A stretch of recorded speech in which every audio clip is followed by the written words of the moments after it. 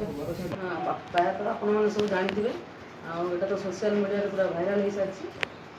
8 ତାରିଖ ରାତି 12:40ରେ ଆମକୁ 112 କଲ୍ ଆସିଥିଲା ଯେ କିଛି ଲୋକ 5 ଜଣ ଲୋକ ଗୋଟେ ବୋଲେରୋରେ ଆସିକି ଗାଡ଼ିକୁ ବସ୍କୁ SRTC ବସ୍ ଅଛି ଆମର ଯେଉଁ ଭବାନୀପାଟଣାରୁ ଭଦ୍ରକପଲ୍ଲୀ ଯାଉଛି ତାକୁ ଅଟକେଇଥିଲେ ଆଉ ପଥର ଗୁଡ଼ାକ ବଡ଼ ବଡ଼ ପଥର ଗୁଡ଼ାକ କାଢ଼ିଥିଲେ।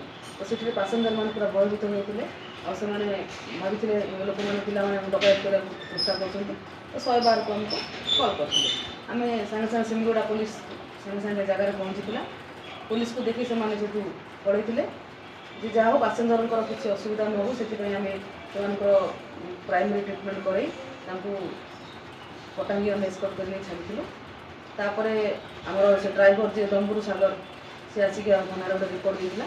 ଆଉ ରିପୋର୍ଟରେ ଆମେ ଗୋଟେ କେସ୍ କରିଛୁ Sunniguda PS case number 84 section ହେଉଛି 310+4 310+5 ଅଫ୍ ଦ BNSS ଆଉ 3 prevention of damage to public property PDP ଆକ୍ଟରେ ଆମେ ଗୋଟେ କେସ୍ କରିଛୁ। ତାପରେ ଆମର ଟିମ୍ ହୋଇକି ଟିମ୍ ଗଠନ ହୋଇଥିଲା ଯାଇକି 3 ଜଣଙ୍କୁ ଆରେଷ୍ଟ କରିଛୁ। 3 ଜଣ ହେଉଛନ୍ତି ଆକାଶ ଖିଲ ସନ୍ ଅଫ୍ ବିଜୟ ଖିଲ ଆଉ ଜଣେ ହେଉଛି ଆଶିଷ ଖିଲ ବାପାଙ୍କ ନାଁ ହେଉଛି ଭୀମ ଖିଲ ଜଣେ ଦିଲ୍ଲୀପ ପ୍ରଧାନ ଏ 3 ଜଣ ଆରେଷ୍ଟ ହୋଇଛନ୍ତି। ଆଉ 2 ଜଣ ମଧ୍ୟ ଆଇଡେଣ୍ଟିଫାଇ ହୋଇସାରିଛନ୍ତି ତାଙ୍କୁ ଆମେ ଖୁବ୍ ଶୀଘ୍ର ଆରେଷ୍ଟ କରିବୁ। ଆଉ ଏବେ ଏଇ ସଂକ୍ରାନ୍ତରେ ଆମେ ଗୋଟେ ଯେଉଁ ବୋଲେରୋ ୟୁଜ୍ ହେଇଥିଲା OD 10 AD 4004 ତାକୁ ମଧ୍ୟ ଆମେ ସିଜର୍ କରିଛୁ। ଆଉ ଆଜି ଏମାନେ ଫରୱାର୍ଡ଼ ହେବେ।